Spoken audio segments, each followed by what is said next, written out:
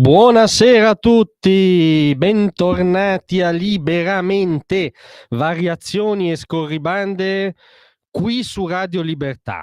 Allora, stasera sono un po' imbarazzato perché veramente vi devo riferire delle notizie, cioè, di cui non mi capacito e ho quasi timore a riferirvele, però anche poco prima di entrare in diretta abbiamo fatto delle ultime verifiche con dei colleghi, sembra effettivamente che sia così. Io ve le riferisco per come risultano ad oggi, anche se, come dire, basandomi sull'esperienza sono molto scettico. Maurizio Landini, segretario generale della CGIL, lo devo dire, insomma, ha annunciato uno sciopero generale.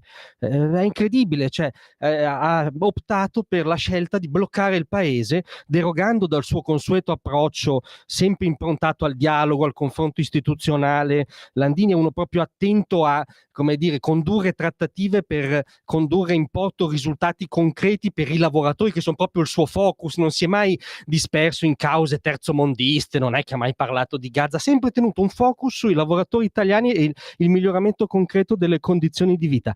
Questa volta pare proprio che annuncia uno sciopero generale. Non c'è niente da fare, le fonti sono buone e ve le dobbiamo riferire.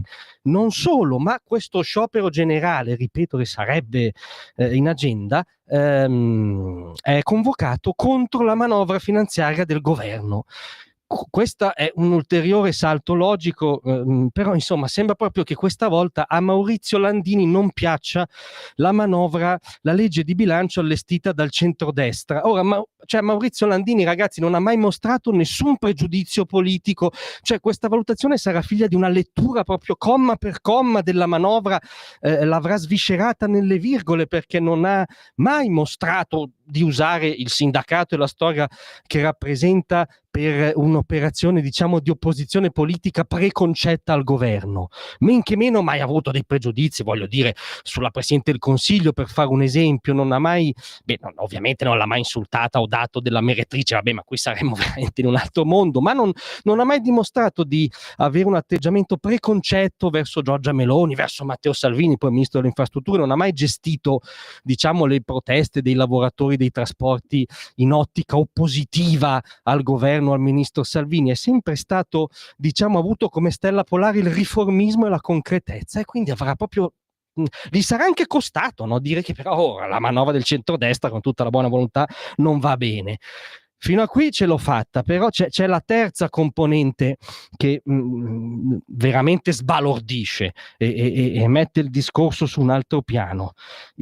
Ho chiesto una verifica anche veramente un secondo prima di entrare in diretta, me l'hanno confermata, quindi o dovrò licenziare qualcuno qui, oppure risulta che abbia convocato lo sciopero generale in un giorno, l'ha già annunciato il giorno.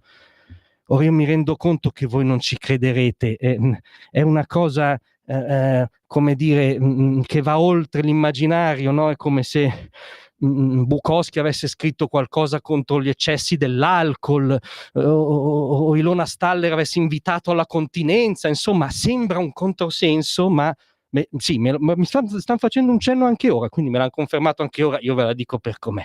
Questo sciopero generale di Landini contro il governo di centrodestra sarebbe convocato di venerdì. Risulta di venerdì. Io mi prendo la responsabilità, d'altronde, direttore mi prendo la responsabilità. Ad ora, per quanto incredibile possa apparire, sembra proprio che Maurizio Landini e la CGIL sciopereranno di venerdì, ed è una grandissima sorpresa. Grazie a tutti, a presto.